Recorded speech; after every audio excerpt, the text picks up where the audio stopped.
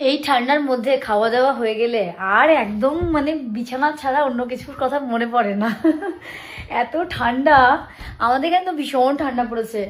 তোমরা যে যেখান থেকে ভিডিওটা দেখছো একটু জানিও যে ঠান্ডা কিরকম পড়েছে। আমাদের এদিকে তো খুব খুব ঠান্ডা। খাওয়া দাওয়া হয়ে গেছে, ফ্রেশ হয়ে গেছি, আমার ঘরে চলে এসেছি। আর কোনো কথা নেই, এখন এই যে হচ্ছে আমার রাত্রিবেলার সাথী। শুধু আমার নয়, যদিও এখন এটা প্রত্যেকের প্রয়োজনীয় একটা জিনিস। তো এখন চলে যাব বিছানার মধ্যে, চলে এসেছি অলরেডি। এখন ঘুমোতে যাব, তো ভাবলাম যে একটু তোমাদের গুড নাইট বলে দিই। আমার তো ডিনার হয়ে গেছে। আমি মাত্র ঘরে এসে, কি হয়েছে মা?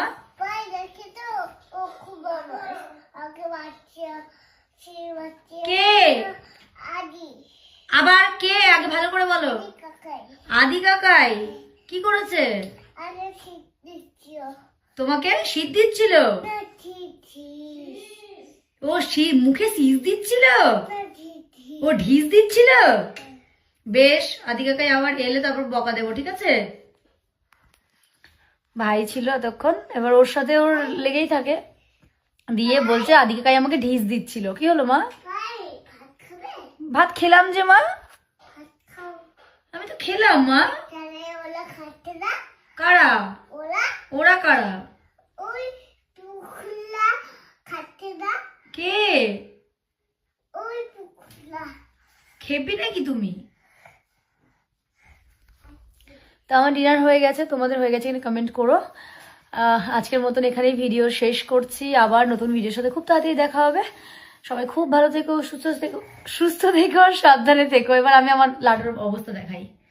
হ্যাঁ রে, তোর মাথায় কি ঢোকে? এই রাত্রিবেলা তুই ঝাড়ু নিয়ে এলি কেন? মা দেখো না কি করে ও। আমি আর সহ্য করতে পারছি না। মা বিছানায় তোলে না, বিছানায় তোলে না।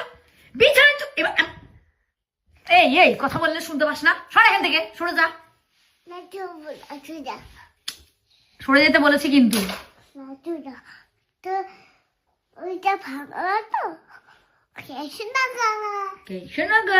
বহুত আচ্ছা নাগা। প্রচন্ড দুষ্টু, কিছু বলার নেই। তো গুড নাইট সবাইকে, খুব ভালো থেকো, সুস্থ থেকো। কাল সকালে আবার নতুন ভিডিওর সাথে দেখা হবে। টাটা।